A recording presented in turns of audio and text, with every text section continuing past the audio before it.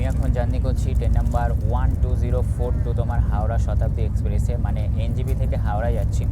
আর এই ট্রেনে যখন আমি টিকিট সিলেকশন করেছিলাম না, তখন বলতে পারো একটা জিনিস যেটা আমার ভুল হয়ে গেছে, সেটা হচ্ছে খাবারের অপশানটা সিলেক্ট করিনি, যার জন্য কিন্তু আমাদের এই ট্রেনে কোনো রকম খাবার দেবে না। যদিও আমরা এনজেপি থেকে খাবার নিয়ে উঠেছি। আর এখন আমি একটা চা খাচ্ছি, তোমাদের দেখাই। এই চাটা তোমার 20 টাকা নিল।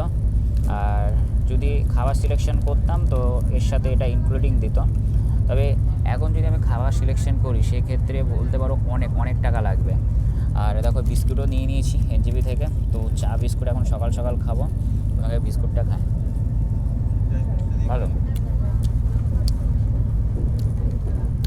বেটা কী বলো তো, সকাল সকাল না চা বা কফি না হলে মজাই আসে না। এলাচের স্বাদ আসছে ভালো। আর আমাদের শতাব্দী এক্সপ্রেস কিন্তু এখন মারাত্মক স্পিডে ছুটছে, তোমাদের দেখায় ভীষণ ভীষণ স্পিড।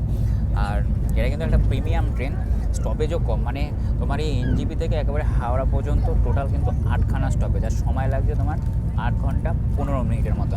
মানে এনজেপি থেকে একেবারে হাওড়া পর্যন্ত, সাইড থেকে একটা মালগাড়ি যাচ্ছে। হা হা হা, সকাল সকাল চা।